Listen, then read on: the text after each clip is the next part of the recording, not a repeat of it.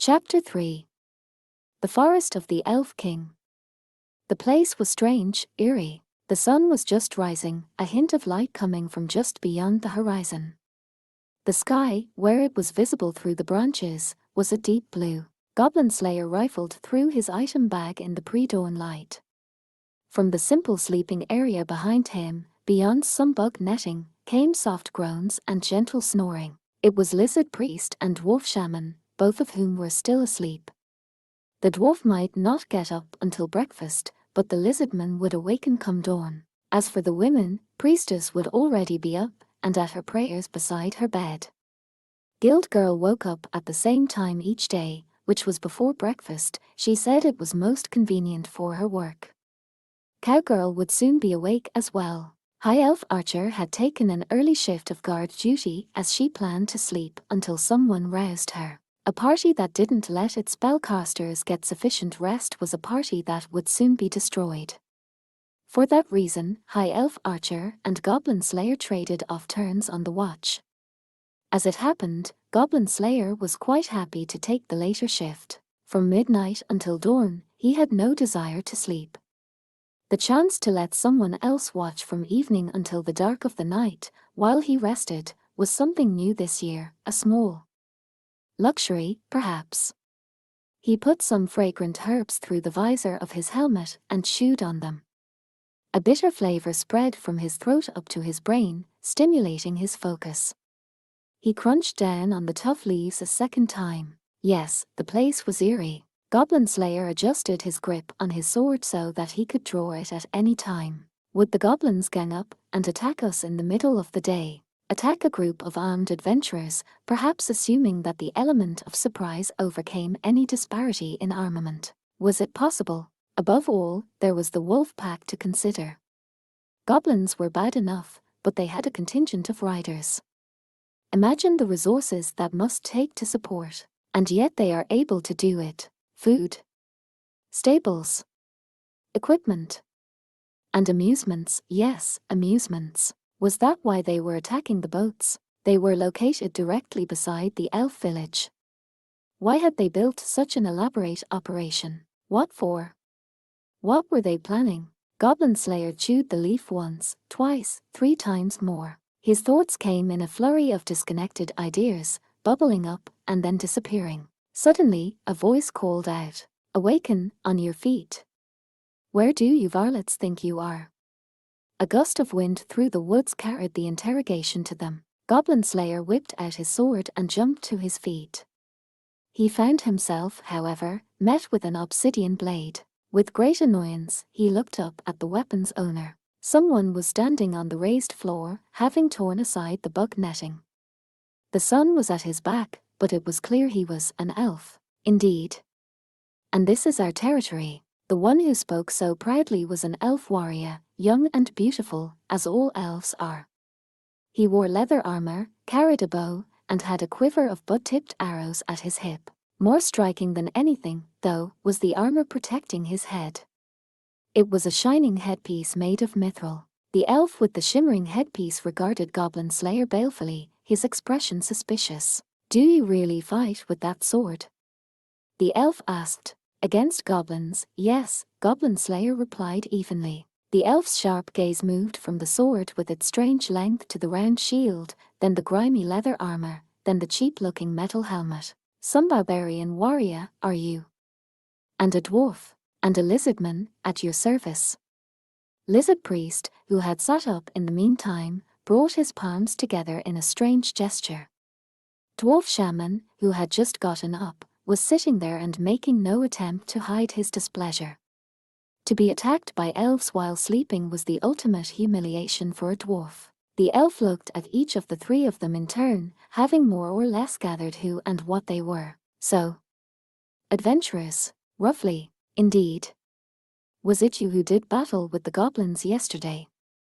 Goblin Slayer nodded his grimy helmet. "I see," the elf said, his eyes narrowing and his hand sliding on his sword.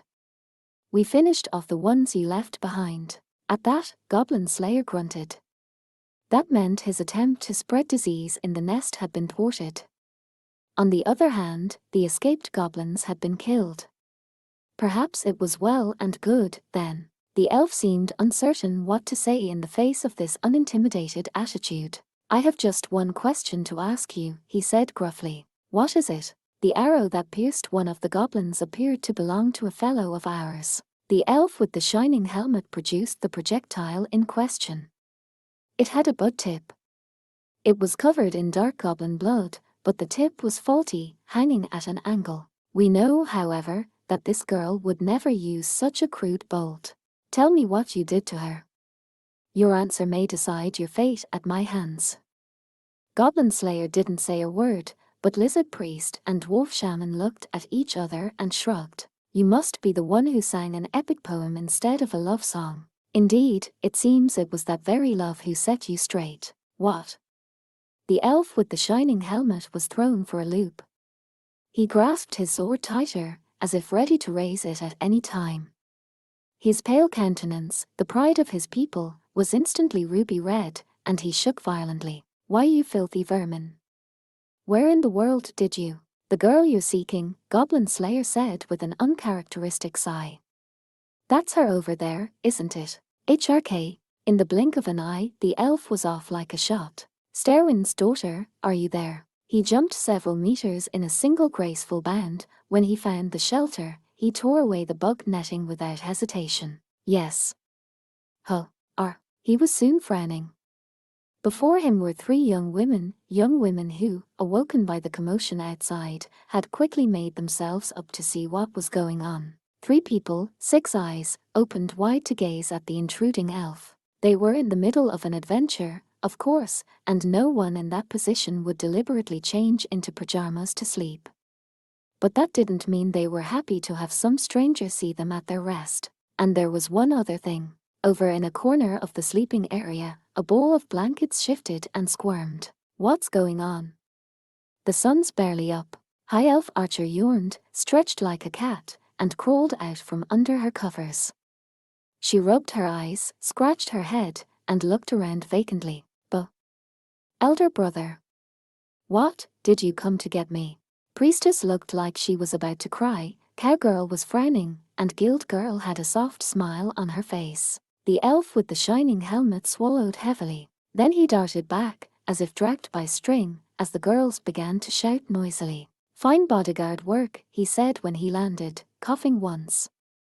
I appreciate your bringing my sister-in-law here. Compensation will be readied for you. May your honors travel a safe road home. These are my friends, brother. High Elf Archer stuck her head out of the shelter and glared at him, but the other elf only gave an elegant shrug. That's elves for you, they just. But whatever crude comment was destined to end that sentence, even Dwarf Shaman had sense enough to keep to himself. I do apologize, calling you back when you've only just left on your journey. Only just? It's been years already. In fact, it's been a long time, brother. You reek of human. The elf with the shining headpiece frowned as he walked beside High Elf Archer, who strode confidently through the forest. The look may have been inspired in part by his sister-in-law's flippant attitude, but it was probably mostly because of the glares he was getting from behind as he guided the party along. Specifically, from the three women. I understand what is in your heart, Lizard Priest said to the elf, sticking his tongue out. My people live in a great forest of their own, but the realm of the elves is indeed striking. It has been growing since the age of the gods. A mortal who entered could not expect to find his way out again in his lifetime. The elf couldn't be blamed for the note of pride in his voice. The forest was indeed like a great green labyrinth. There was a profusion of vines, huge trees that blocked the road, and paths so narrow even wild beasts couldn't traverse them. The underbrush seemed to reach out to catch one by the foot. It was hard enough for the adventurers, it must have been a tremendous effort for Guild Girl and Cowgirl. The fact that they still proceeded relatively unhindered toward the interior was itself a sign of the elves' hospitality.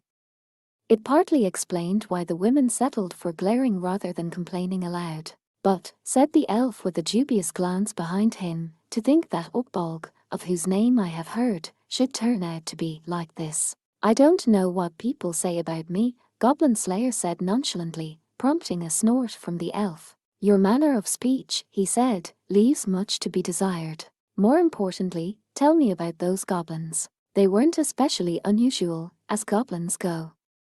They matter little. Sometimes there are more of them, sometimes less. It's been hot recently. Don't such creatures multiply in the heat? Recently, the past 10 years or so. It's been like this ever since that furor over the dark gods began. Is that so? Goblin Slayer said softly. Just lately. If the goblins are not threat enough to force us to build fortresses, then they are not worth fussing over. You don't have to act all aloof, High Elf Archer piped up. Just tell him that a wedding is not the time for goblin talk. Children should be seen and not heard, the elf with the shining headpiece snapped at his younger cousin. I'm not a child, High Elf Archer said. Her lips folded into a pout, but it was clear from the bouncing of her long ears that she was still in a perfectly good mood. Priestess, making up the back of the party, whispered softly to Guild Girl, so I guess the elves really don't bother themselves about goblins. What, you too? Guild Girl replied with a wink. If that's the first thing you think of in this situation, you might want to be careful he doesn't rub off any more on you. Hehe. Priestess scratched her cheek and laughed as if to pass the subject off, causing Guild Girl to murmur, gracious me. Then she went on, actually, even a lot of elvish adventurers act like that, especially if they've just left the forest. It's not that they have no sense of danger, just a poor grasp of scale. The most basic fact about goblins was that they had the intelligence and physical strength of human children, that they were the weakest of monsters. Elves might well be frightened only of things much larger and more powerful. After all, they do have those eyewitness accounts. Of what? The battles of the gods. Oh. Priestess gasped, then quickly covered her mouth. It wasn't impossible that some of the elvish elders were in fact that old. This would have been a time back before all things were decided by the roll of the dice. An age hardly known even to myth and legend. Evil spirits, dragons, dark gods, demon lords, and all manner of awful creatures came from another plane. It made sense, then, that the elves would regard goblins as barely a nuisance in comparison. Yes, occasionally some unlucky soul would die at their hands. But to those destined for so short a life already, what was a few years either way? Compare that to the sort of cataclysm that comes only once every decade, or century, or millennium. No matter what goblins do, they aren't going to cause something like that, Guild Girl explained. Huh? Cowgirl said softly. You see. Guild Girl replied. Priestess, however, cast her eyes to the ground with an inexpressible sadness. Goblins didn't matter. They were hardly worth taking note of. Yeah, you're right, she said as nonchalantly as she could, but with a glance at him. He was near the head of the line, as the one who stood on the party's front row, sandwiching the rest of them between him and her. She wanted to say something to him, but hesitated. Then she found her chance stolen by the elf with the shining headpiece. There is, in fact, something even more on my mind than the wedding, he said. Oh. I'm gonna tell sis you said that. High Elf Archer exclaimed. Dwarf Shaman told her not to blather, but she waved him away. It seems the one that stops the waters is getting closer to the village of late. What thing are you talking about? An ancient thing that lives in the forest. We have always been instructed not to lay a hand on it, the elf told Goblin Slayer. Oh ho, Lizard Priest said quietly. And how long, if I may ask, has this ancient thing been living? I don't know, he replied, but it was already called old even when I was young. The Triassic, then. Or the Carboniferous, or Cretaceous. Lizard Priest started mumbling important-sounding things to himself, before finally, he nodded somberly. Most intriguing. Whatever it may be, its territory is separate from ours. It emerges only rarely, but truth is, I've never even seen it, although people keep telling me it's there, High Elf Archer said, her ears twitching in thought. She turned to her cousin. Does it really exist? I've seen tracks several times. My grandfather claims he once saw the creature itself. How many ages ago was that? High Elf Archer laughed. At that moment, the wind gusted. It was a fresh wind, sweet and summery, full of the aromas of leaves and grass. It blew through the trees as if it might go on forever. And where did it come from? The source yawned in the middle of the forest, a great space that stretched from heaven to earth. Was it a village shaped like a forest? Or was it a forest that looked like a village? The canopy stretched to heights unfathomable, the houses made from massive, hollowed-out trees. Pathways woven from vines and leaves stretched among them. And elves, beautiful elves in flawless attire, walked those pathways as if dancing through the air. The patterns that adorned the bark of the trees were many and various, and the sibilance of the leaves filled the air with its music. Layer upon layer stretched up and up, the village sprawling so high it threatened to scrape the sky. Wow! Cowgirl blinked, her eyes shining, as the sound of amazement escaped her. She had never seen such a thing in all her life, had never imagined she might experience anything like this as long as she lived. This was the sort of place she had imagined when her old friend had talked about wanting to become an adventurer.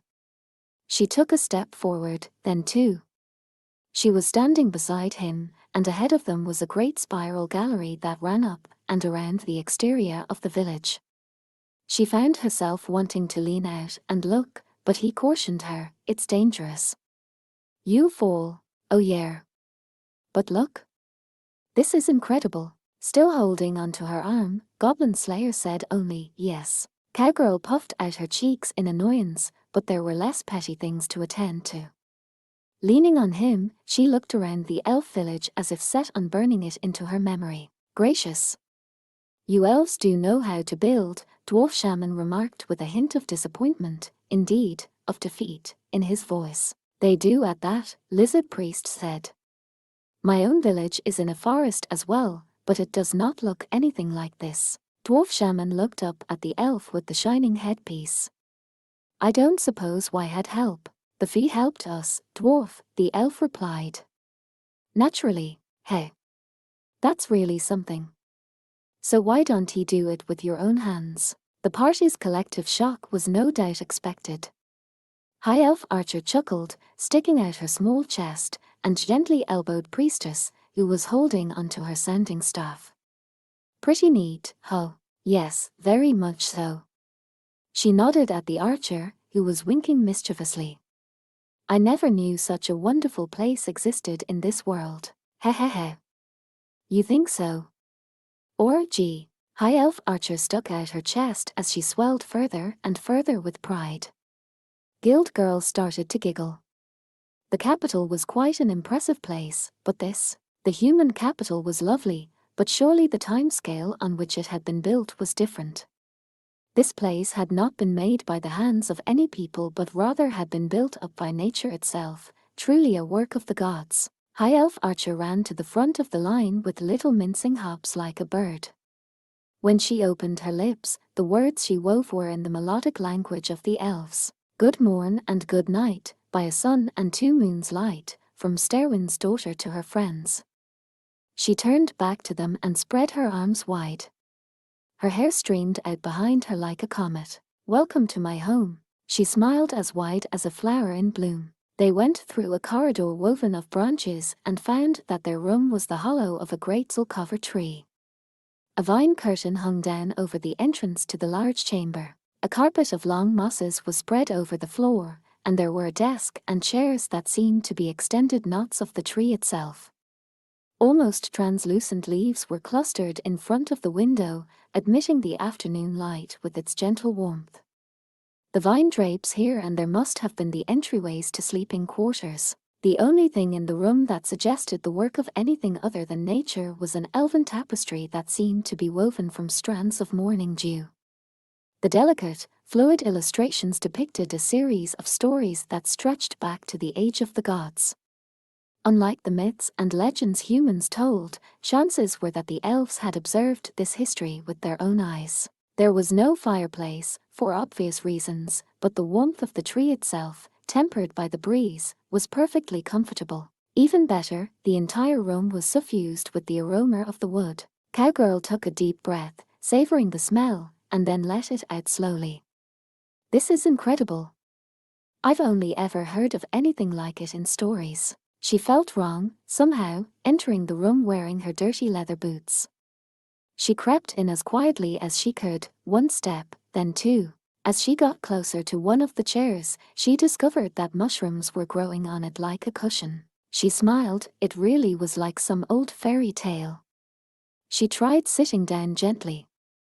The cushion felt soft and puffy beneath her bottom as she sank into it. She found herself exhaling in admiration. Wow. This is great. Okay. Let me try. Clutching her sounding staff nervously, Priestess dropped onto one of the chairs.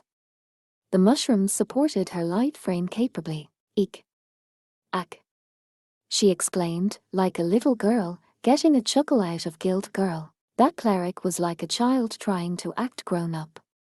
She always took the opportunity to have some fun when it presented itself. I've known some elf adventurers, but I've never been invited to their home, she said, looking studiously around the room. She ran her hand along the tapestry on the wall. It showed a half-elf hero and their companions fighting for the dragon lance. It must have been a scene out of some military epic. How was this made? Guild Girl asked. Is this something else the fee did? It was not made, but your conjecture isn't wholly wrong, the elf with the shining headpiece answered, with a touch of courtesy toward this knowledgeable human woman. The forest bestows its affection upon us and creates the form of these things, an expression of its power. They say one goes to the dwarfs for sturdy dwellings, to the rears for comfort, and to the lizardmen for fortresses, Lizard Priest said, sweeping his tail with great interest along the moss carpeting. He let out a breath, apparently relieved to find that even the long, heavy appendage left no mark on the floor covering. But my elven houses are deeply intriguing in their own right. To hear such from a child of the Nagas is compliment indeed, the male elf said with an elegant gesture. A show of respect, one supposed, for the courageous and ancient lizardman who knew so much of the circle of life.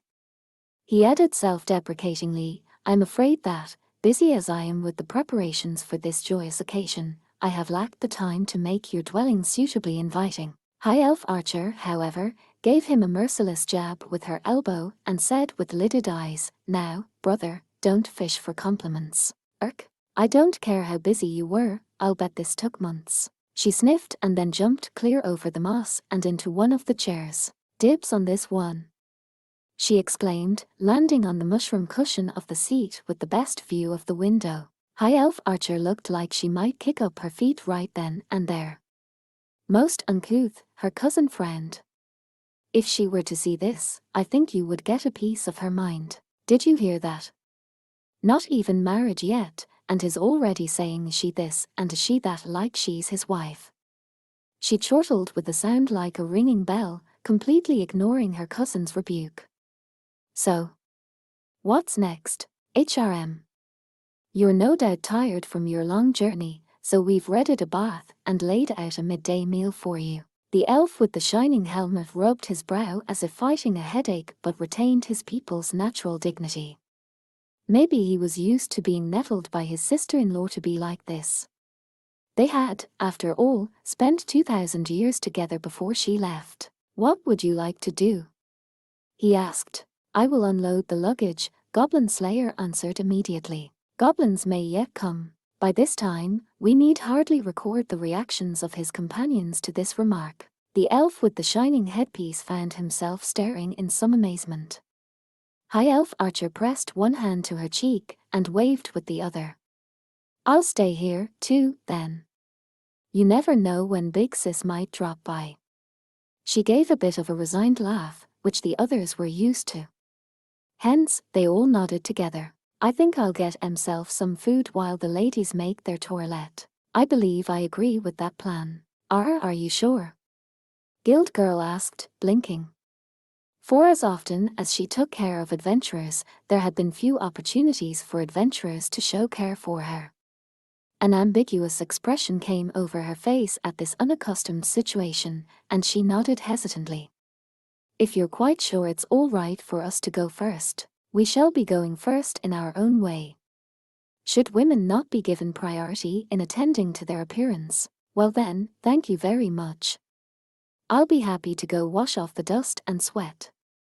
Guild Girl nodded once more, this time apologetically, but she had no actual objection. Priestess had gotten off her mushroom chair and now pattered over to Goblin Slayer. What is it?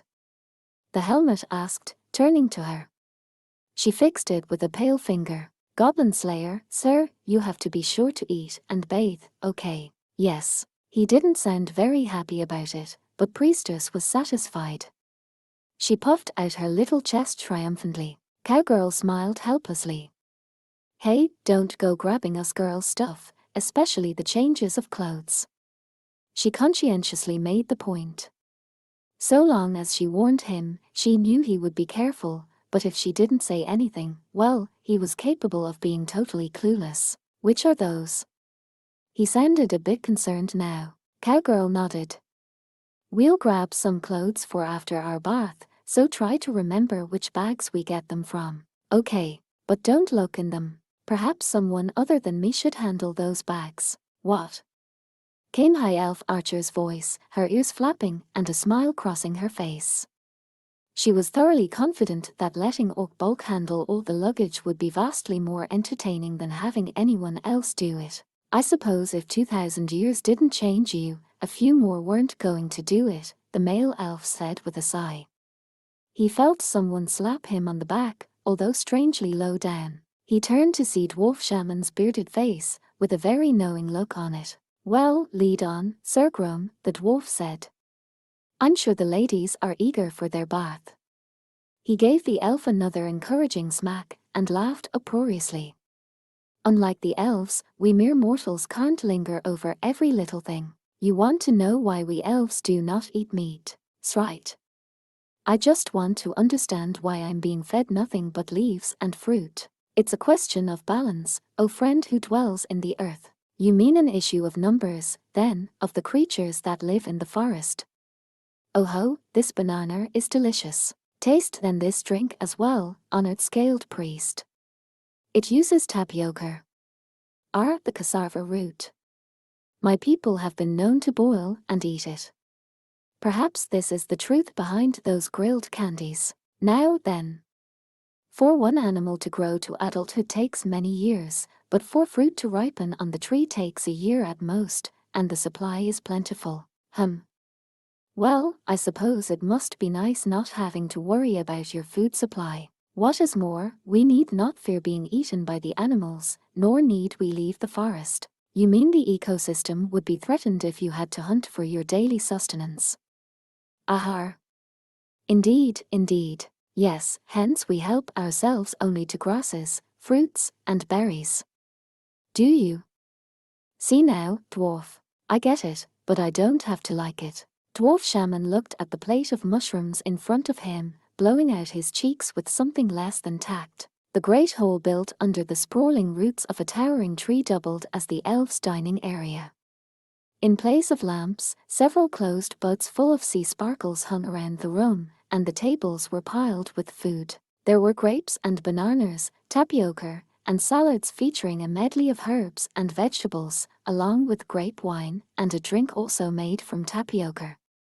When it came to elegance and atmosphere, and both quality and quantity of food, even Dwarf Shaman could find nothing to complain about. And yet, I just can't ever envision himself eating bugs. They are quick to reproduce, and there are a great many varieties of them. And to top it all off, they are delicious. On the huge plate in front of the dwarf was a pile of large beetles, stripped of their shells and boiled.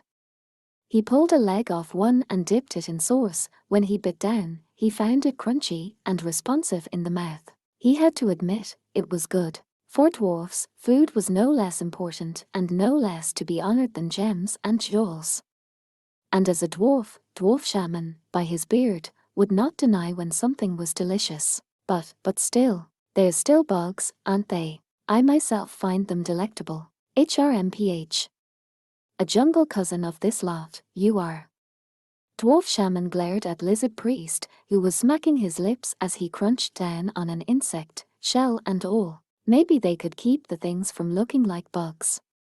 Or at least add a little salt. The dish had a light flavor of good ingredients, but it was so obvious that one was eating insects. That was enough to make even Dwarf Shaman lose his appetite. Oh, fine. I guess this leaves me with the grilled sweets. Oh, not eating yours. I suppose then, I might just help myself to one of these legs. You fool, he said, slapping away the scaly, outstretched hand. A dwarf never shares his meal with another. He began ferrying the grilled sweets to his mouth. The treat's moist center had a distinct sweetness. It was said to be the elf's secret recipe. Perhaps there was honey worked into it. In any case, it was nourishing, and he never seemed to tire of it no matter how much he ate. Dwarf Shaman had been stuffing food into his mouth, crumbs flying into his beard, for some time when he froze, suddenly having had a thought. Don't tell me. Do these treats have bugs in them, too? We shall leave that to your honored imagination, the elf with the shining headpiece said, at which an expression difficult to describe passed over Dwarf Shaman's face. He looked at the half-eaten sweet in his hand, then tossed it into his mouth as if to say well, and swallowed it noisily. As Lizard Priest watched the dwarf, he somberly touched the tip of his nose with his tongue and opened his jaws. So long as we reside at your fortress, is that word appropriate in the case of the elves? This is not a place prepared against battle, but insofar as the chieftain lives here, you aren't wrong. Then I should certainly wish to greet your chieftain. This caused a faint smile to play over the lips of the elf with the shining headpiece. An audience is already planned for you.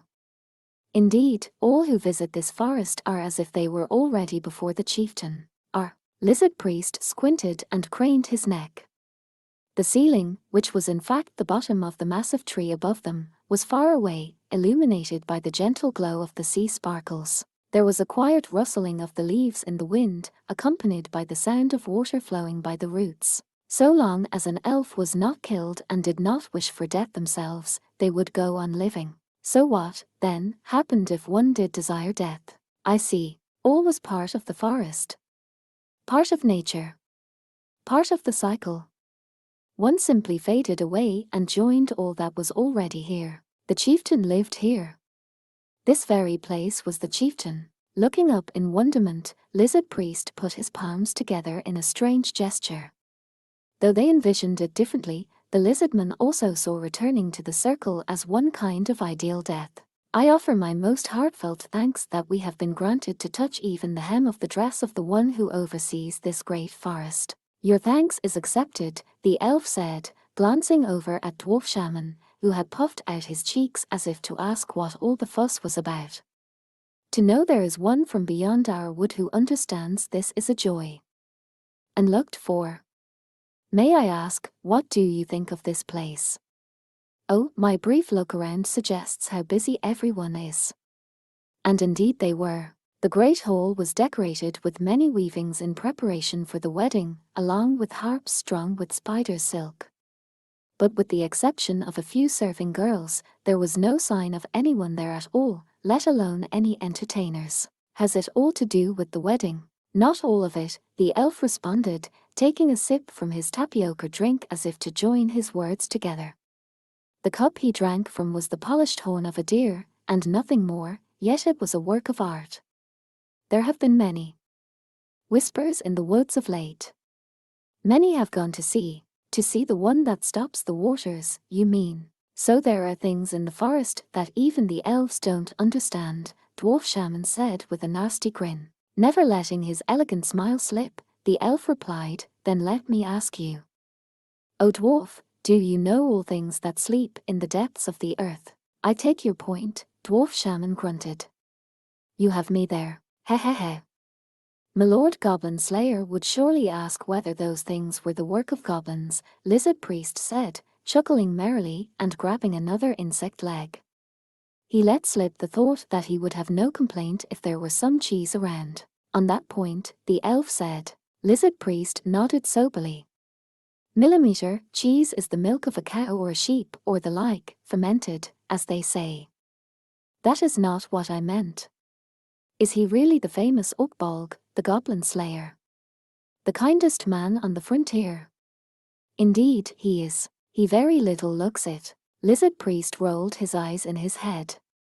I know he can appear rather unimpressive at first glance. But what makes you say that? My cousin seems to have taken a liking to him, the elf said wryly, sounding like an older brother concerned about his little sister. She has a rather unique personality, much like someone else I know. I suppose. There's no need to hide it from you. I should say, much like me. Ho. That's just it, Sir Grum, dwarf shaman said, sounding revived as he grabbed a horn cup. The wine was weak, but alcohol was alcohol. It was still good for stirring up a dwarf. Is there nothing you can do to rein her in a bit? We did attempt to instruct her in the more womanly arts. Weaving, music, song, and more besides.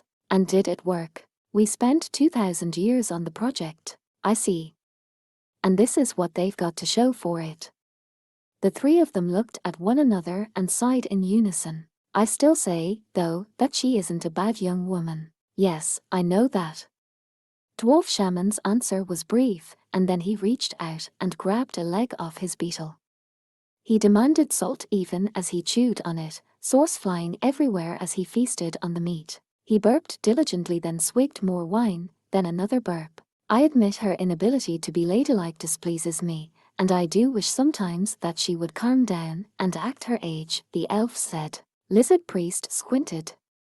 HMPH, Dwarf Shaman snorted, as if to say he wasn't entirely happy with this assessment. As long as she doesn't slow us down, dear Grum, we'll be happy enough to have her. A pounding could be heard, as of falling water, and a white spray seen. A waterfall. Yes, there was one, but it was not such as those that fall upon the surface of the earth. Not the kind that are shone upon by the sun. This was a river that ran in the hollows of the earth, up its waterfall, up the great trunk and onward to heaven. Go through the great hall and down a flight of stairs, and there was another vast chamber. It was a great stone cavern carved out by water over many thousands of years, worked into just this shape. The rock had been worked by the unceasing flow into a spectacular limestone cavern.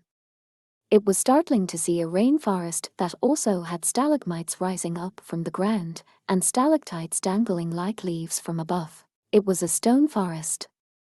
A river flowed through it, complete with waterfall and a deep, dark lake. That lake gave off a faint emerald glitter. The water itself, however, was not the source, it was the moss. The moss, which packed the lake bed, was shimmering. Oh. Wow. So this was what it meant to be speechless. Cowgirl trembled at the otherworldly scenery, unable to say anything.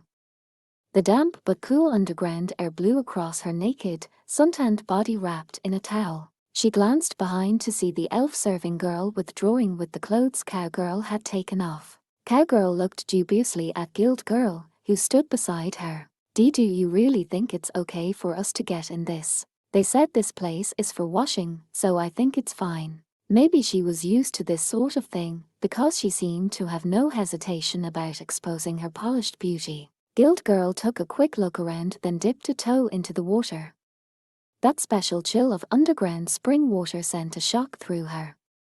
She gave an involuntary yelp, causing Priestess to giggle. It's warmer than the water we used for washing back at the temple, she said. She slid her delicate legs into the pool, closing her eyes as if savoring the sensation. You clerics always seem to be so good at this sort of thing, Guild Girl muttered with something like resentment, after which she slid slowly into the lake. Cowgirl, loath to be the only one left on shore, screwed up her courage and then all but charged into the water. Eee! Why yikes! She felt the soft moss under her feet. She thought she was about to slip on it, but almost immediately found that it held her weight firmly.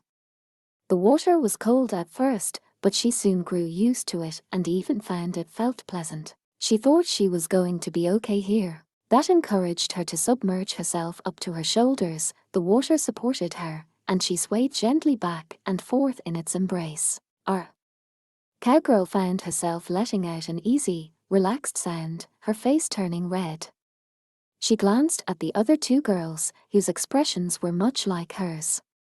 That helped her relax. You're right, it's warmer than well water, she said. I wonder why. I heard a story once that said there's a river of fire that flows beneath the earth, Priestess said. She cocked her head. I wonder if that's why.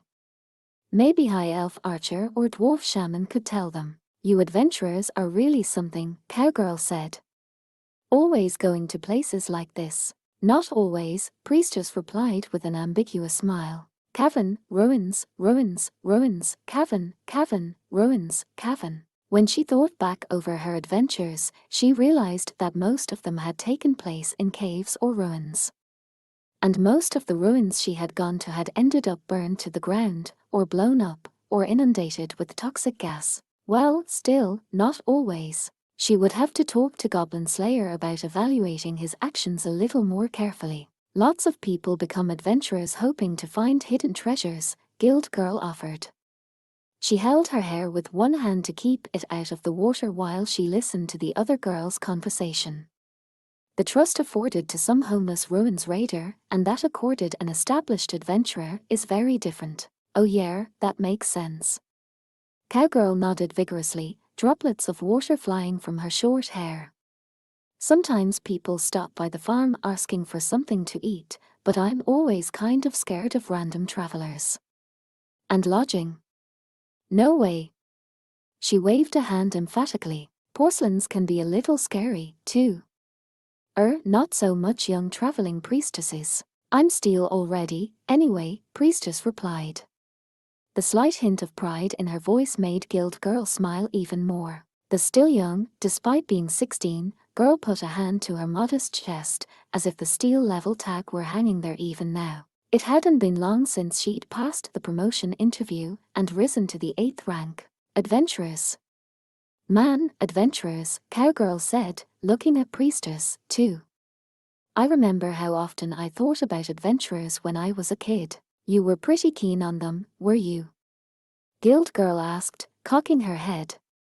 A droplet of water tumbled from a stalactite, making tiny waves ripple across the lake's surface. Who, me? And not the adventurers as such, no, Cowgirl said, shaking her hand in a way that made more ripples. Guild Girl said with a nod. The princesses, then. Don't say that. Or maybe the heroes' brides. Don't make me say it. Cowgirl sunk into the water up to her cheeks as if trying to hide the flush in her face.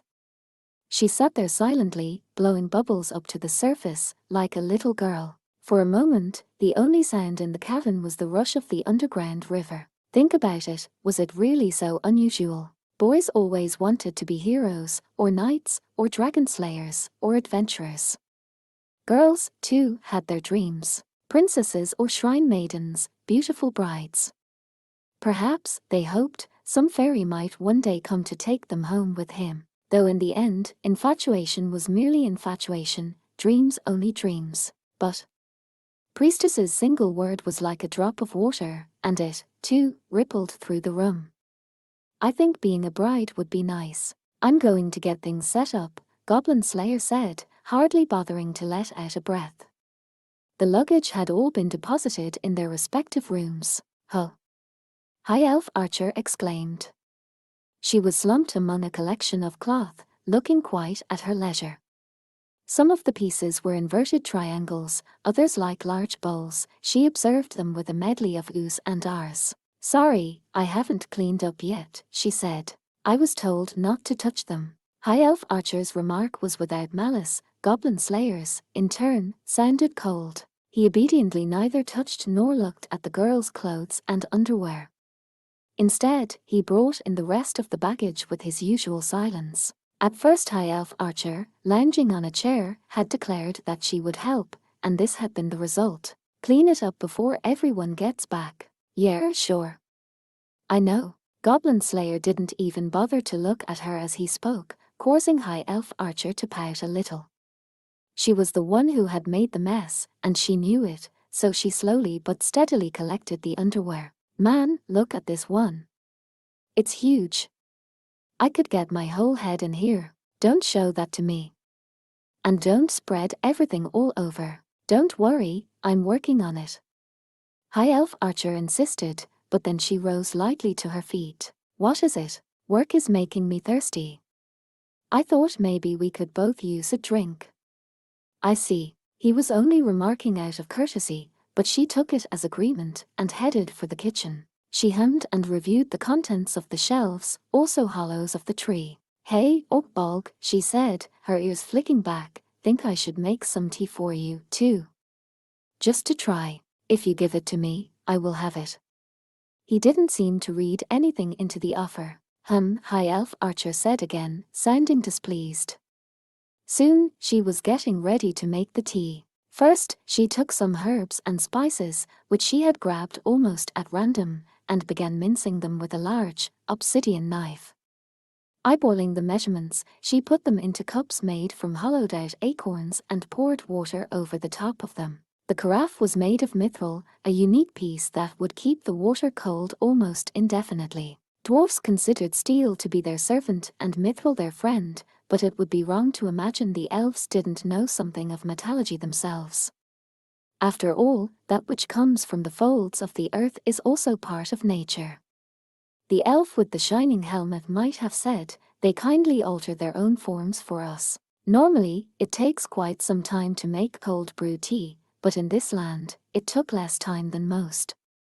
Any elf, even if they were not a spellcaster, could simply make a polite request, and nature would bend itself to their will. By the time High Elf Archer had made a couple of lazy circles in the air with her pointer finger, the water in the cups was already tinged with color. She offered one of the cups to Goblin Slayer, who had settled himself on the floor and was unpacking his own luggage. "No promises about the taste, mind you." "Okay," Goblin Slayer said, taking the cup. In the same motion, he gulped it down through the slats in his visor. "As long as it's not poison, I don't mind." "Gee, I'm flattered.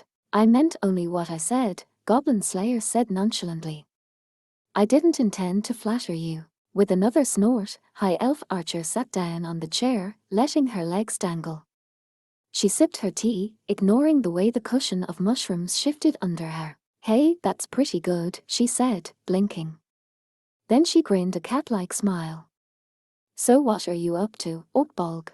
Goblin Slayer was sitting firmly on the floor, doing some kind of work. He had pulled out 3 strips of cow leather and put them together in a bunch, almost like he was making a rope.